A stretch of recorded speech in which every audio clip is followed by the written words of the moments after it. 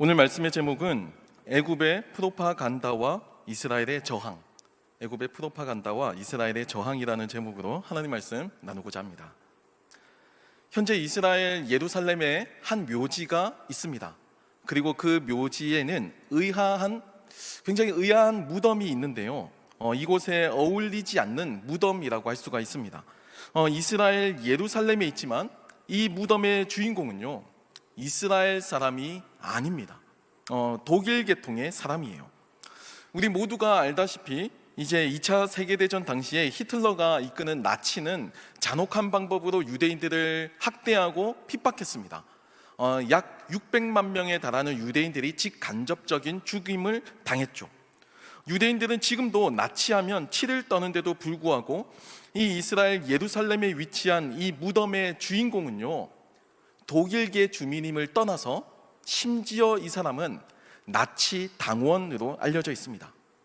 이상하게도 이스라엘은 이 나치 당원을 국가적 차원에서 극진히 예우하고요, 현재도 이스라엘 국민들은 이 독일계 주민, 이 나치 당원이던 이 사람을 지금도 존경하고 있습니다.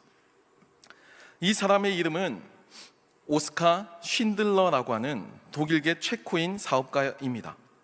이 사람의 일대기는 스티븐 스필버그 감독의 그 쉰들러 리스트라고 하는 영화로도 잘 알려져 있는데요, 나치 독일에 의해서 유대인들을 향한 그 탄압이 자행되던 그 시대에 자신의 생명을 걸고 1200명의 유대인들을 구한 것으로 알려져 있습니다.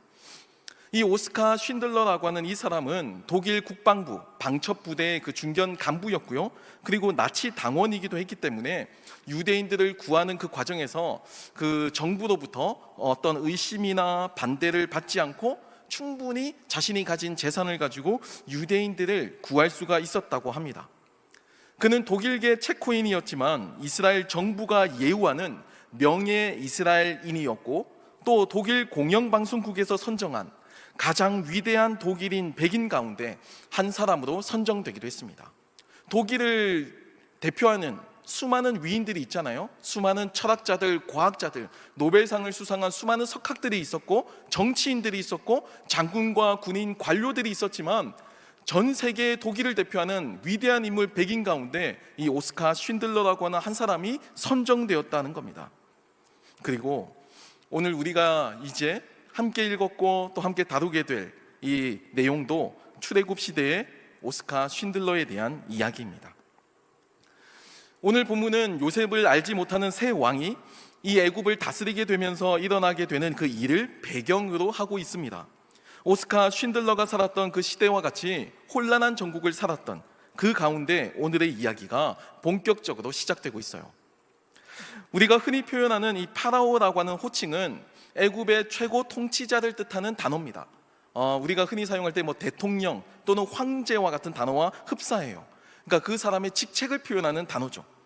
이집트는 로마 시대 전까지 약 32왕조가 있었습니다. 그리고 출애굽기 배경을 몇 년도로 잡느냐에 따라서 이제 학자들마다 의견이 분분해요. 이 요셉을 알지 못하는 새 왕이 람세스 왕조의 파라오였다, 또는 누비아 왕조의 파라오였다, 아니면 힉소스 왕조의 파라오였다 이야기하기도 합니다. 하나같이 그 특징은요, 본토 출신이 아니라는 겁니다. 본토에서 일어난 그 자생적인 왕조가 아니고 외부에서 공격을 통해서, 침략을 통해서 정권을 찬탈한 외부 권력자가 이제 왕이 되었고, 그 왕이 이제 애굽을 다스리던 그 시대가 오늘 이 출애굽기의 배경이라는 겁니다. 어찌되었든 애굽에 거주하는 이스라엘 사람들과 달리 애굽의 정권은 바뀌었어요. 여전히 이스라엘은 거기 머물고 있지만 그들을 지배하는 통치권자가 바뀌었습니다. 정권이 교체가 되었어요. 이 말은 더 이상 요셉의 그 치적과 공헌을 기억하지 못하는 사람들이 이제 이집트의 정권을 잡았다는 말이기도 해요.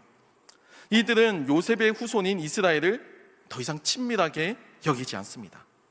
이제 정권이 바뀐 이후에 여기에 머물고 있는 이 이스라엘 사람들은 이집트 사람들이 볼 때, 특별히 정권을 가진 요셉을 알지 못하는 새 왕이 볼 때 외부인이고요, 이상한 사람이고요, 낯선 사람이 되었습니다. 심지어 위험한 사람들로 여겨지기 시작했어요. 이제 이 상황에서 애굽의 프로파간다가 나옵니다. 이 프로파간다라고 하는 단어는요, 좀 어려운 단어지만 정치적인 선전을 뜻하는 단어예요. 그러니까 무언가 목적을 가지고 선전을 하고 홍보하고 있는 겁니다. 그 첫 번째 내용이 출애굽기 1장 8절과 9절의 표현인데요. 요셉을 알지 못하는 새 왕이 일어나 애굽을 다스리더니 그가 그 백성에게 이르되 이 백성 이스라엘 자손이 우리보다 많고 강하도다라고 전하고 있습니다. 이제 이스라엘은 더 이상 이 애굽에 거주하는 다민족 국가, 함께 거주하는 이웃이 아닙니다. 이제는 새로운 애굽의 통치자에게 이 이스라엘이라고 하는 이 집단은 언제든지 폭도로 변할 수 있는 잠재적인 위협이었어요. 요셉을 알지 못하는 이 새 왕은 이스라엘을 다스리면서도 여전히 실효적으로 지배하고 있으면서도 여전히 그들을 두려워하고 있습니다. 피지배 민족이잖아요. 그런데 피지배 민족을 내가 현재 힘을 바탕으로 지배하고 있는 통치권자, 내가 지배 민족인데 나는 여전히 그를 두려워하고 있는 겁니다. 지배하면서도 두려워한다는 것, 이것이 인간의 연약함을 있는 그대로 보여준다고 저는 생각해요.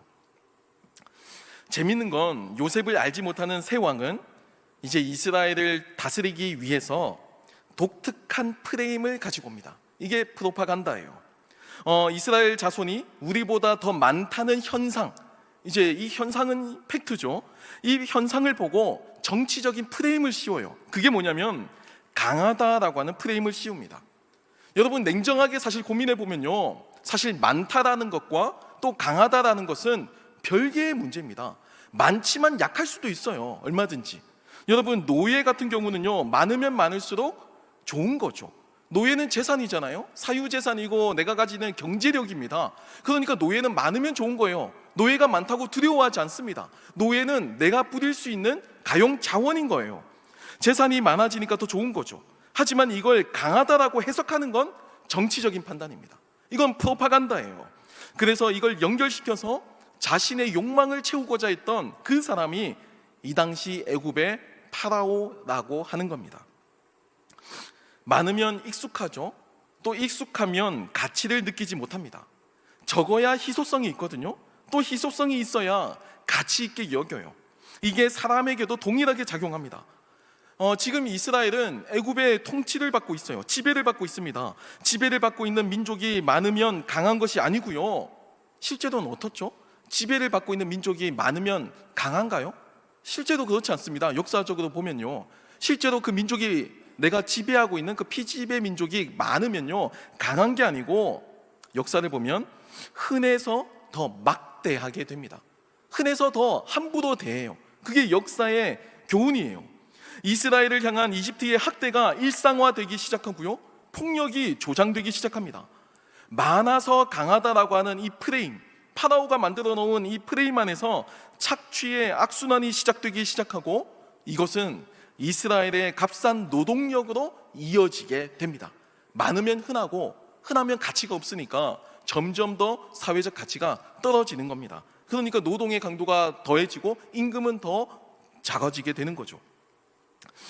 미국 노스캐롤라이나에 있는 사우스 이스턴 신학교에서 구약을 가르치는 이제 존 더햄이라고 하는 이 구약 교수가 있는데요, 이분이 이 본문을 보면서 이렇게 이야기를 했어요. 저도 인상 깊어서 제가 기억하고 있는데, 애굽의 이 프로파간다의 목적은요, 실제로 흔하디 흔한 사람들, 그러니까 널려 있는 사람들, 가치 없는 이 사람들, 이 이스라엘 사람들을 더 위험하고 더 고된 노동에 더 싼 값에 착취하기 위한 정치적인 의도가 있었다라고 의심합니다. 그러니까 파라오는 자신의 왕권을 더 공고히 하기 위해서 널려 있는 사람들, 이집트 시민이 아니고 이집트의 지배 아래에 있는 식민 지배를 받고 있는, 또는 외부인이죠, 그들을 프레임을 씌워서 우리와 다른 구별로 이제 차별짓고 그들과 우리의 경계를 나누고 그들에게 더 가혹한 노동을 요구하고 더 값싼 임금을 제공했다라는 겁니다. 이 모든 게 정치적인 계산을 통한 프로파간다였다는 거예요. 출애굽기 1장 11절 말씀을 보면요, 감독들을 그들 위에 세우고 그들에게 무거운 짐을 지워 괴롭게 하여 그들에게 바로를 위하여 국고성 비돔과 라암셋을 건축하게 하니라라고 증언하고 있습니다. 여기서 국고성이라고 일종의 창고처럼 이렇게 표현하고 있지만, 실제로 역사학자들은 이 비돔과 라암셋에 지어진 이 건물은 전략적인 군사 기지라고 해석합니다. 그러니까 많고 흔하니까 저렴한 이 이스라엘 노동력을 착취해서 강대국이었던 이 이집트의 전투력을 강화하는 데 사용한 겁니다. 이스라엘의 그 힘을 두려워하면서도 그 힘을 이용해서 군사력을 키우고 자신이 그 이스라엘을 억누르고 지배하는 그 힘을 오히려 강화시키는 데 사용한 겁니다. 이것이 군사력을 바탕으로 한 물리적인 힘을 앞세우는 국가의 민낯이에요. 강함을 자랑하죠. 부함을 자랑하지만 실제로는 그 안에 열등감이 숨어 있습니다. 두려움이 숨어져 있어요. 그래서 내가 더 센 척하고 더 커 보이기 위해서 군비를 증강하기도 하고요, 핵을 보유하려고 하기도 하죠. 현대 사회에서도 이러한 모든 의도에는 두려움과 자만이 공존하고 있습니다. 지금 우리가 살고 있는 이 세상에서도 강대국이라고 불리는 그 국가들에게 화려한 면도 있지만 거기에는 자만도 있죠. 하지만 상대급부에는 두려움도 있습니다. 우리가 가지고 있는 이 영화가 언제 쇠할지 모른다라고 하는 패권에 대한 그 두려움이 자리하고 있습니다. 팍스 아메리카나가 언제 끝날지 모른다라는 그 위기감이 이제 또 한 명의 대통령을 또 당선시키기도 하고요, 지금도 수많은 유럽이나 아시아에서 극우파가 많이 당선되기도 하죠. 뭐 정치적인 이야기를 하려는 것이 아니라 어찌됐든 민족적인 자긍심과 우리가 약하지 않다라는 것을 어필하는, 이것을 프로파간다로 이용하는 정치인들이 전 세계에서 각광받고 있습니다. 약함을 자랑하지 않아요. 오히려 우리는 더 할 수 있고 강하다라는 것을 어필하는 정치인과 국가와 민족이 지금 이 시대에 이제 어필하고 있죠. 중요한 건 그런데에도 불구하고 이스라엘은 더더욱 번성하고 퍼져나간다라는 겁니다. 결국 이 애굽의 파라오가 주장한 이 많으면 강하다라고 하는 이 프레임, 이 프로파간다는 많은 이스라엘 사람들을 향한 이 이집트 국민의 애굽의 혐오로까지 번지게 돼요. 국가적인 문제로까지 확장되게 됩니다. 오늘 본문 16절 말씀은 그 혐오 정책의 시작을 이렇게 기록하고 있습니다.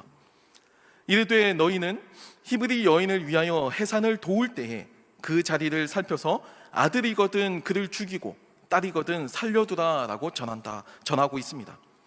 이전에는 그저 이 이스라엘 사람들을 노동력을 값싸게 착취하거나 아니면 그 많은 노동력을 통해서 위험한 일을 이제 시키는 그 정도의 역할, 그 정도의 차별이 있어 왔어요. 출애굽기 1장 14절에 그 흔적이 나오는데요, 어려운 노동으로 그들의 생활을 괴롭게 하니 곧 흙 이기기와 벽돌 굽기와 농사의 여러 가지 일이라 그 시키는 일이 모두 엄하였더라 라고 하고 있습니다. 수가 많으니까 강하다라고 하는 그 프레임은 이들의 많은 숫자를 착취하는 수단, 정당화하는 수단이 되었어요. 그들을 착취하면서도 죄책감을 느끼지 않습니다. 왜냐하면 그들은 많으니까, 그들은 흔하니까, 그들은 가치가 없으니까 더 험한 일, 더 굳은 일 시켜도 되고 더 저임금을 주면서 부려먹어도 되는 대상으로 서서히 노예화가 진행되게 된 겁니다. 요셉이 처음 왔을 때는 게스트였죠. 충분히 손님으로서 애굽에 정착하게 된 겁니다.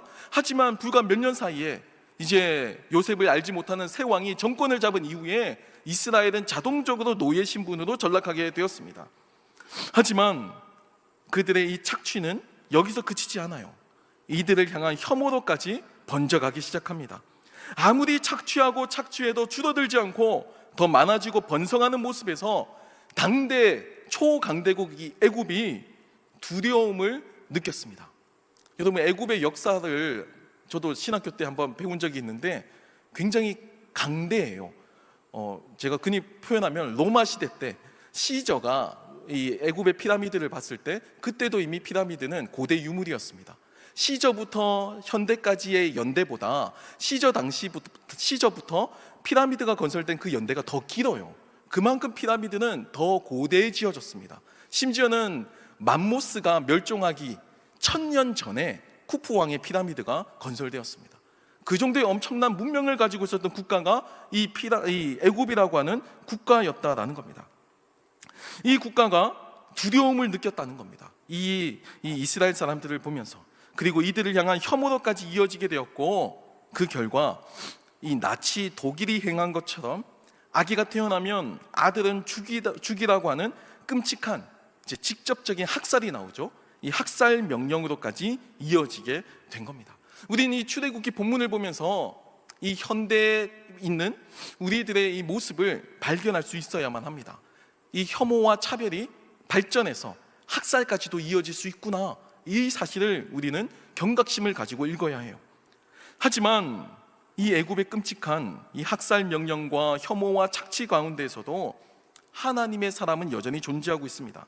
그 사람들이 오늘 본문에 히브리 산파 십브라와 부아라고 하는 인물이에요. 여러분, 산파가 어떤 역할을 하는 사람들이죠? 산파는 임산부가 아기를 낳는데 도와주는 역할을 하는 사람들, 오늘날로 치면 산부인과 의사 또는 의료인이라고 볼 수가 있습니다. 이들에게 주어진 이 애굽 왕의 명령은 은밀하게 진행되었어요. 그러니까 이 십브라와 부아, 이 산파들을 불러서 애굽 왕이 밀정을 주는 겁니다. 몰래 명령을 내리는 거예요. 남자는 죽이고 딸만 살리라라고 하는 학살입니다. 공식적으로 알려지게 되면 이스라엘 사람들의 반발이 일어날 수도 있고 또는 사회가 동요할 수도 있으니까 몰래 애굽의 최고 권력자가, 통치권자가 이것을 명령을 내린 거예요. 생명의 탄생을 돕는 사람들에게 이 생명을 죽이는 끔찍한 명령을 허락한 겁니다. 하지만 이 히브리 산파 십브라와 부아는 이 명령을 따르지 않아요. 본문 17절 말씀을 보면요, 그러나 산파들이 하나님을 두려워하여 애굽 왕의 명령을 어기고 남자 아기들을 살린지라 라고 하죠. 혐오적인 프로파간다에도 굴하지 않고 옳은 일을 실천한 겁니다. 의료인으로서는 제가 볼 때는 그 히포크라테스의 선서, 이것을 먼저 지킨 선배라고 할 수 있어요. 의료진의 그 숭고한 용기를 보여준 거죠. 잔혹한 나치 시대에도 그에 동조하지 않았던 오스카 쉰들러라고 하는 사람이 있듯이 오늘 출애굽기 본문에도 이 잔혹한 파라오의 학살의 시대에도 그에 동조하지 않은 십브라와 부아 같은 사람도 있다는 것을 성경은 우리에게 가르쳐주고 있습니다. 사실 앞서서 유대인 1200명을 살린 이 오스카 쉰들러에 대한 평가는 이중적입니다. 그래서 이제 우리가 편견을 가질 수가 있는데요, 흔히 착한 사람, 위대한 일을 한 사람, 영웅 같은 사람은 처음부터 끝까지가 다 영웅인 것처럼 우리는 착각, 편견을 가지고 있거든요. 하지만 그는 영웅적인 사람도 아니었고요, 또 도덕적으로 완벽하고 선한 인물도 아니었습니다. 오히려 그의 삶을 살펴보면요, 속물적인 모습이 더 많이 있고요, 또 부패한 모습을 더 많이 발견할 수가 있어요. 그래서 오스카 쉰들러에 대해서 폄하하는 사람은 그가 속물적이고 부패한 기업인에 불과하다라고까지 공격하기도 합니다. 하지만 저는 그 사실을 주목합니다.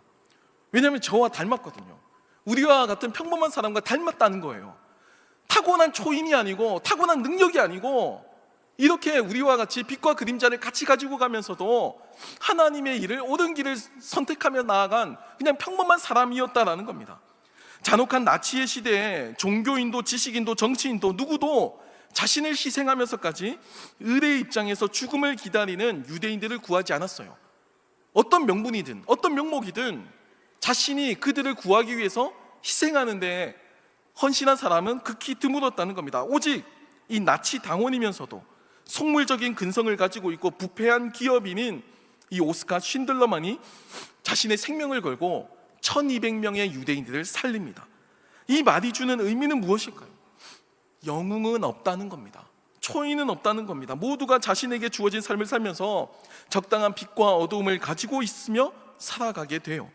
하지만 그럼에도 여전히 빛을 선택하는 용기, 빛을 선택하는 그 결단이 하나님의 사람들이고, 이를 통해서 하나님은 여전히 이 암흑과 같은 세상 속에서도 자신의 역사를 펼쳐나가신다는 것을 우리에게 교훈으로 알려주고 계신다라는 겁니다. 어찌 보면 완벽해야지 하는 그 강박관념이 오히려 하나님의 일을 망칠 수도 있어요. 성경 통독을 도전하거나 우리가 새해에 그런 다짐을 하죠. 새벽기도, 성경 통독, 이렇게 이야기하고 또 전도, 이렇게 생각하지만 여러분, 우리의 삶이 일관성 있게 그렇게 유지될 수 있을까요? 불가능합니다. 작심삼일로 그칠 때도 있고요, 내가 전도하려고 하면 전도하고자 하는 내 모습과 내 삶이 스스로도 부끄러워서, 심지어는 혐오스러워서 아예 복음의 복자조차 얘기하지 못하고 죽은 듯이 살기도 합니다. 그게 우리의 현실이에요. 우리는 평범한 사람들이잖아요. 하지만 거기서 포기하면요, 절대로 하나님의 사람이 될 수 없습니다.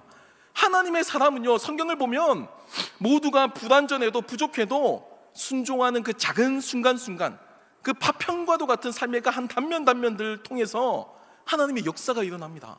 아브라함이 얼마나 부족하고 연약했어요. 모세가 얼마나 부족하고 연약했냐고요.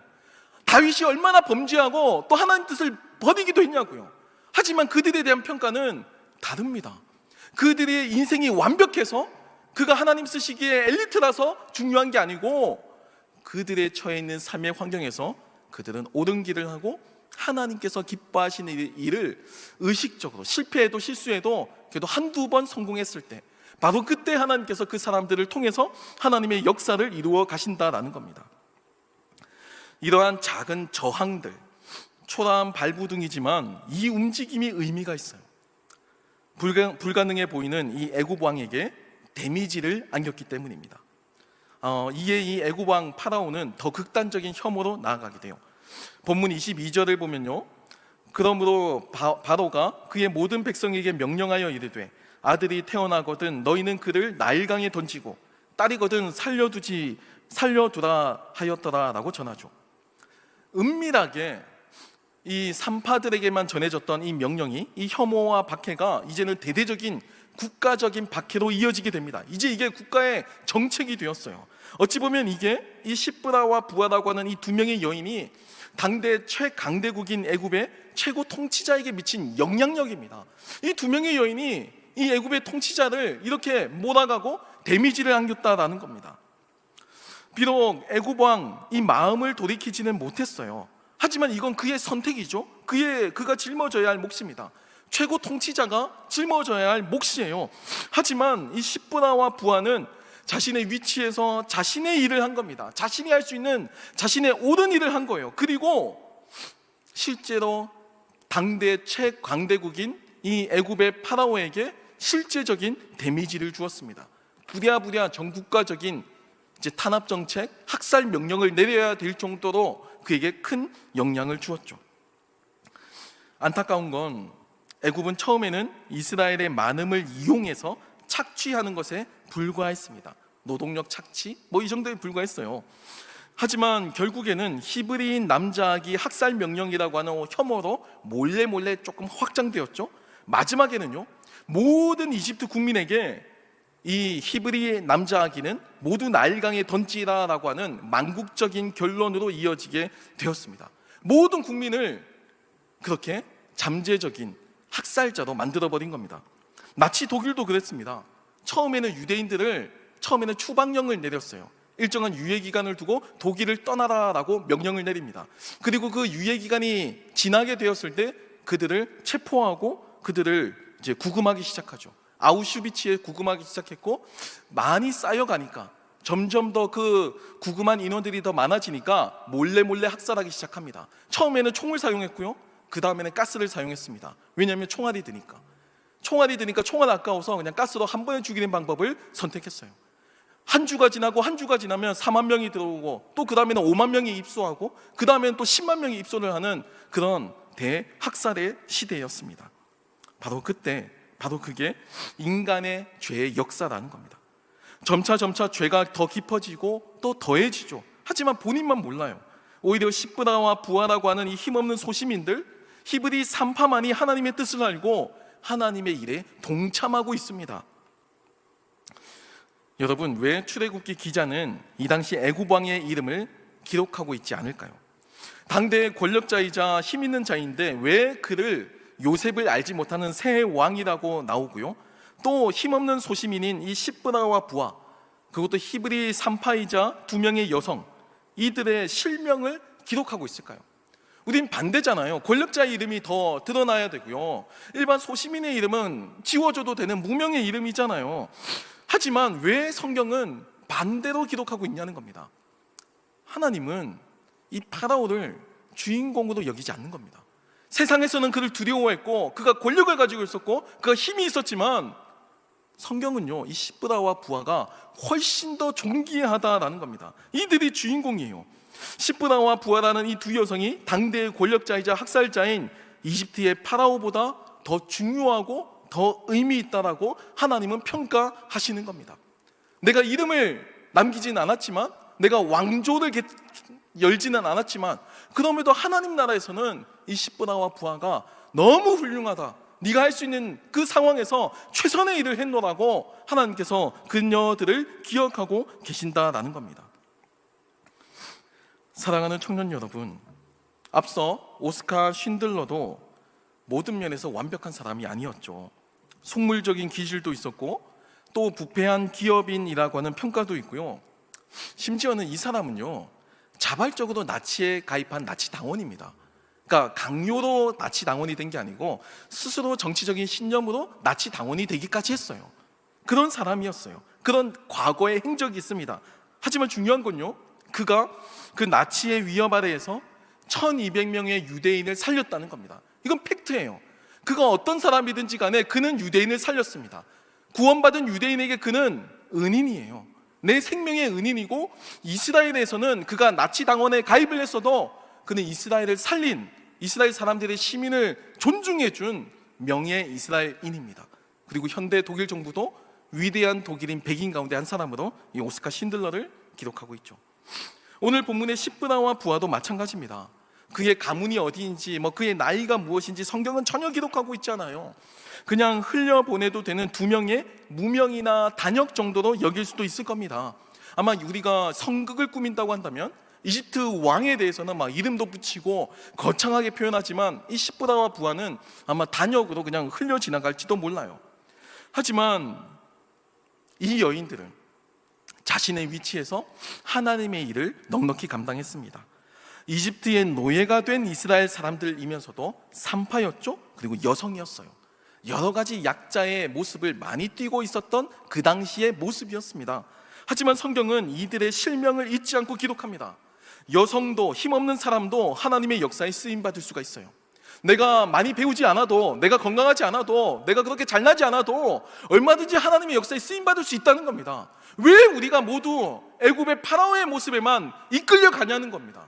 십보나와 부하의 이야기가 있잖아요. 아브라함도 마찬가지고 모세도 다윗도 수많은 사람들이 다 자신의 약점을 가지고 있습니다. 하지만 그 약점을 가지고 하나님께 쓰임받았다는 것을 우리는 결코 잊어서는 안 된다는 겁니다. 좋은 대학이, 좋은 직장이, 좋은 연봉이 우리의 성공을 책임져 주지 않아요. 편리할 수는 있겠죠. 조금 더 넓은 집에 산다고, 조금 좋은 음식 먹는다고 자랑할 수는 있겠죠. 그게 다예요. 딱 거기까지입니다. 그 이상도 이하도 전혀 의미가 없는 게 바로 그 모습이라는 겁니다.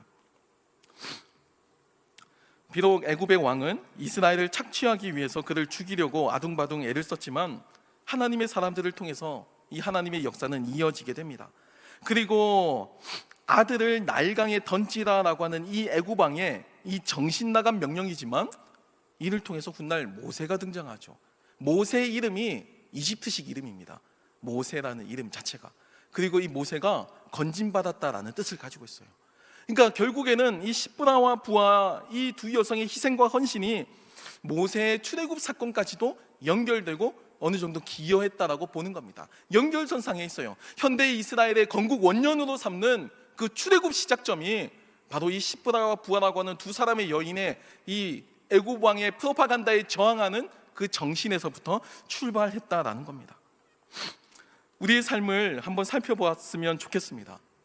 이 시대에도 프레임은 있죠. 자본이라고 하는 프레임이 있고요, 행복과 성공이라고 하는 프레임이 있습니다. 그 시대 정신이고 시대 가치예요. 그 시대마다 각광받는 가치입니다. 바뀌어요. 늘 바뀌고 있어요. 많은 것은 흔한 것이 되고요, 곧 무가치해져서 착취하거나 학대하는 우리들의 그 연약함도 우리는 이 현실 속에서 발견합니다. 생태계와 자연을 파괴하는 인간의 죄성을 우리는 어찌되었든 이 기독교는 고발해야 합니다. 여러 대안을 놓고 또 협의를 해가면서 조금 더 나아질 수 있도록, 조금 더 괜찮아질 수 있도록 기독교는 자신의 목소리를 내야만 합니다. 값싼 노동력이라고 해서 나와 다른 이주민이나 저학력자들을 하대하는 행위를 기독교는 여전히 고발해야 합니다. 그게 우리의 역할이고 우리의 위치예요. 여전히 그 싸움과 세상의 프로파간다와 싸워야 한다는 겁니다. 이주민 조금 더 싸게 주면 되지, 조금 더 못 배웠으니까 조금만 주고 더 위험한 일 시키면 되지라고 하는 그 프레임의 프로파간다에 저항해야 한다는 겁니다. 여전히 우리는 기독교인이기 때문에 하나님의 그 가치를 가지고 십부다와 부하와 같이 저항해야 한다는 겁니다. 학대와 착취를 통해서 혐오로 이어지는 여러 가지 움직임에도 기독교는 여전히 고발해야 합니다. 인권과 여러 가지 문제들을 심도 있게 논의해야죠. 안아야죠. 찬성과 반대쪽이 함께 모여서 격렬하게 토론해서 어떤 것이 팩트고 어떤 것이 선동인지를 구별하고 그 안에서 우리의 성경적인 가치가 무엇인지를 찾아내서 발견하고 조언을 구하고 그러면서 현실적인 정책을 만들어내고 그러면서 목소리를 내는 게 기독교의 역할이라는 겁니다. 그래서 서구와 미국과 전 세계의 문명을 리드하는 문명이 기독교였어요. 부정하든 부정하지 않든, 원하든 원하지 않든 그게 현실이었다는 겁니다. 우리는 그런 위치 속에 서 있어요. 여러분, 이건 힘 있는 사람들이나 똑똑한 사람들만 하는 게 아닙니다. 이건 저와 같은, 여러분과 같은, 우리와 같은 평범한 사람들, 이 십부다와 부하와 같은 사람들이 하는 거예요. 여러분, 우리는 하나님의 역사의 이 한 중심에 살고 있습니다. 우리가 떠밀리는 대로 그냥 그렇게 삶을 살다 보면 그냥 바쁘고 정신없이 삶을 살지만, 그저 그렇게 허비하며 살겠지만, 우리가 냉철하게 내가 지금 서 있는 위치를 발견하게 되면 우리는 하나님의 역사의 한 중심에 서 있음을 우리는 발견할 수가 있습니다. 이 사실을 잊지 않고 세상의 프로파간다에 휩쓸리지 않고 하나님의 능력을 붙잡으며 살아가며 또 하나님의 능력 앞에 쓰임받는 저와 여러분이 되길 소망합니다.